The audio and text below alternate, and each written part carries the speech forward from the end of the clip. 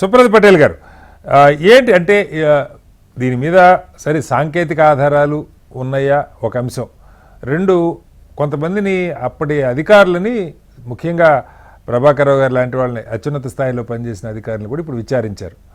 వాళ్ళు చెప్పిన అవన్నీ కూడా రికార్డ్ అవుతాయి, సాక్షులుగా లేదు నిందితులుగా వాళ్ళు ఉంటారు.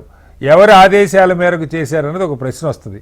హరీష్ రావు గారు ప్రత్యక్షంగా కూర్చొని అక్కడ చేశారని ఎవరు అనలేరు, కానీ పలానా వాళ్ళు చెప్తే చేశామని అధికారులు చెప్పుండొచ్చు. ఏదైనా హరీష్ రావు గారు చెప్తున్నది పూర్తిగా ఎన్నిసార్లు పిలిచినా నేను విచారణకి వెళ్తాను, మాకు చట్టం మీద గౌరవం ఉంది, న్యాయస్థానం మీద గౌరవం ఉందని చెప్తున్నారు. దీనిలో అభ్యంతరం ఏంటి? అంటే దీన్ని రాజకీయంగా ఏదో కక్ష సాధింపనో లేదు డైవర్షన్ పాలిటిక్స్ అనో ఎందుకు ప్రస్తావిస్తున్నారు? గుడ్ ఈవినింగ్ కటర్ శ్రీనివాస్ గారికి, మీకు, అదేవిధంగా ప్యానల్ ఉన్నటువంటి అనలిస్ట్ పుల్లారావు గారికి, అదేవిధంగా రాజకీయ పార్టీ నాయకులు లింగం యాదవ్ గారికి, అమర్నాథ్ గారికి, హెచ్ఎంటీ ప్రేక్షకులందరికీ.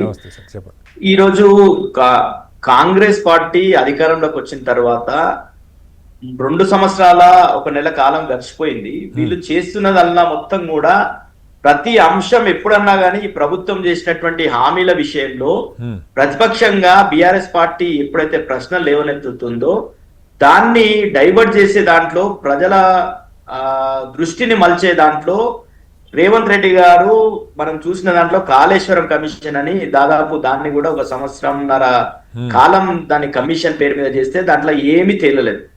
అదే విధంగా విద్యుత్ కొనుగోలు సంబంధించినటువంటి కమిషన్ ఏమైందో ఇప్పటి వరకు తెలియదు. ఈ ఫోన్ ట్యాపింగ్ సంబంధించి గతంలో కూడా హరీష్ రావు గారి మీద ఇట్లనే అలిగేషన్ చేసి చక్రధర్ గౌడ్ అనే వ్యక్తి ఎవరైతే రావు గారికి వ్యతిరేకంగా కంటెస్ట్ చేసినటువంటి వ్యక్తి ఎవరైతే ఉందో పొలిటికల్ ఉద్దేశంతో, రాజకీయ దురుద్దేశంతో ఆయన ఒక కంప్లైంట్ ఫైల్ చేస్తే దాని మీద హరీష్ రావు గారు హైకోర్టు పోయారు. హైకోర్టు స్పష్టంగా ఎలాంటి ఆధారాలు లేవని కేసు కొట్టేసిన సందర్భంగా మళ్ళా ప్రభుత్వం ఖర్చు పెట్టి దాన్ని సుప్రీంకోర్టులో వేసినా గానీ సుప్రీంకోర్టులో కొట్టేసి, ఇంత క్లారిటీ ప్రజలకు అందరు కూడా అర్థమైన తర్వాత మేము చేస్తున్న అలిగేషన్ ఏంటంటే, ఈ రోజు ఈ రాష్ట్రంలో ఉన్నటువంటి ముఖ్యమంత్రి గారు కావచ్చు, మంత్రులు కావచ్చు, అనేక రకాలైనటువంటి అవినీతి ఆరోపణలు ఎదుర్కొంటున్నారు. మనం చూస్తే అదే పార్టీకి ఈ రోజు అధికారంలో ఉన్నటువంటి కాంగ్రెస్ ప్రభుత్వానికి వ్యతిరేకంగా కాంగ్రెస్ పార్టీకి సంబంధించినటువంటి 10 మంది ఎమ్మెల్యేలు అనిరుద్ రెడ్డి గారి ఆధ్వర్యంలో ఓ మంత్రి, ముఖ్యంగా పొంగులేటి శ్రీనివాస్ రెడ్డి రెవెన్యూ మంత్రి గారి మీద 30% లేనిది ఈయన కూడా పనులు చేస్తలేడు, భూములు క్లియర్ చేస్తలేడు అని చెప్పేసి స్పెసిఫిక్ ఆరోపణలు చేసినప్పుడు దాని మీద ఎలాంటి విచారణ జరపకుండా హైకమాండ్ ఇంటర్ఫియర్ అయి దాన్ని సద్దుమణిగించారు. అదే విధంగా ఒక మంత్రి, క్యాబినెట్ మంత్రి వాళ్ళ కూతురు ఈ డక్కన్ సిమెంట్ కి సంబంధించి రేవంత్ రెడ్డి గారి క్లోజ్ అసోసియేట్, ఆయన ఎక్కడ పోయినా కానీ నీడలాగా ఉండేటటువంటి రోహిన్ రెడ్డి గారు ప్రెషరైజ్ తోని ఆయన గన్ను పాయింట్ బ్లాంక్ దగ్గర గన్ను పెట్టేసి 300 కోట్లు డిమాండ్ చేశారు అనేది స్పెసిఫిక్ అలిగేషన్స్ ఉన్నా దాని మీద ఎలాంటి సిట్ అయ్యారు. ఈరోజు నేషనల్ హైవేకి సంబంధించినటువంటి పనులు జరుగుతుంటే NH-44 లో అలంపూర్ మాజీ శాసనసభ్యులు, ఏఐసిసి సెక్రటరీ సంపత్ కుమార్ గారు 8 కోట్లు డిమాండ్ చేసి చెల్లించకపోతే అక్కడ పనులు చేసేటటువంటి వాళ్ళను వాళ్ళ అంచెలతోని కొట్టిస్తే వాళ్ళంతా కూడా ఒక కంప్లైంట్ ఇస్తే ఇప్పటి వరకు దాని మీద కేసు నమోదు కాదు, దాని మీద విచారణ జరగదు. అదే విధంగా హిట్ పాలసీ అని ఈ ప్రభుత్వం తీసుకొని వచ్చి దాదాపు దేశ చరిత్రలోనే అతిపెద్ద కుంభకోణం చేసే ప్రయత్నం చేసి 5 లక్షల కోట్ల కుంభకోణం చేసే ప్రయత్నం చేస్తే దాని మీద ఒక ప్రతిపక్ష పార్టీగా ఆరోపణ చేస్తే దాని మీద విచారణ ఉండదు. ఈ రోజు ప్రతి విషయంలో కాంట్రాక్టర్లు స్వయాన డిప్యూటీ ముఖ్యమంత్రి, ఫైనాన్స్ మినిస్టర్ ఛాంబర్ ముందల పోయి 20% కమిషన్ లేనిది బిల్లులు చెల్లిస్తలేరు అని చెప్పేసి కాంట్రాక్ట్ అంతా అలిగేషన్ చేస్తే దాని మీద ఎలాంటి విచారణ ఉండదు. ఈరోజు ఈ కాంట్రాక్ట్ ముఖ్యంగా ఈ రోజు వచ్చిందల్లా ఏంది, సింగరేణిలో జరిగినటువంటి కాంట్రాక్ట్ లో అవకతవకలు.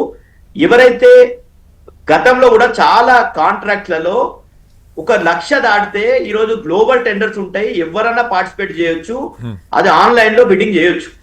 కానీ ఇక్కడ నిబంధనలు మార్చి సింగరేణిలో గతంలో కూడా ఎవరన్నా టెండర్స్ వేస్తే ఎక్కడి నుండి అన్నా ఈ దేశంలో ఉన్నటువంటివి కావచ్చు, ప్రపంచంలో ఉన్నటువంటి సంస్థలు కావచ్చు, ఆ టెండర్ లో బిడ్డింగ్ లో పాల్గొనవచ్చు.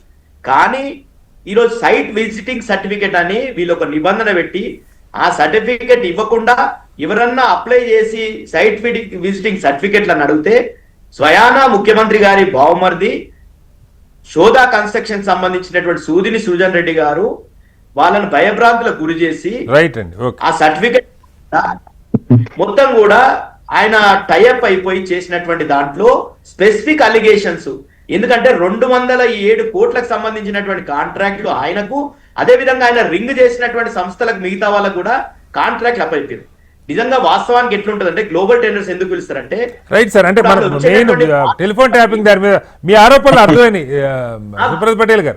విషయం ఏంటంటే ఈ రోజు మా మాజీ మంత్రి గారు హరీష్ రావు గారు దీని మీద దాని మీద డైవర్షన్ కోసం మీ ఎలిగేషన్ అంతే కదా, ఓకే. 100% డైవర్షన్ చేసే దాంట్లో నిన్న పొద్దున ప్రెస్ మీట్ పెడితే రైట్ అండి, నిన్న సాయంత్రానికి మాకు సిట్ నోటీసులు వస్తాయండి. ఓకే. సిట్ నోటీసులు 160 కింద 160 సిఆర్పిసి అంటే విట్నెస్లు ఆయన నాలెడ్జ్ ఏమన్నా ఆ కేసుకి సంబంధించిన నాలెడ్జ్ ఉంటే విచారణ చేయడానికి. Okay, okay. కానీ ఒక నేరస్తుని విచారించినట్టు 7 గంటల సేపు మొత్తం కూడా విచారించడం, దాంట్లో ఏం జరగలేదు. హరీష్ రావు గారు స్పష్టంగా చెప్పిండు, ఎన్నిసార్లు వచ్చినా వస్తా, ఎలాంటిది ఏం జరగలేదు. Right sir, right Subrat Patel గారు, పాయింట్ వచ్చింది.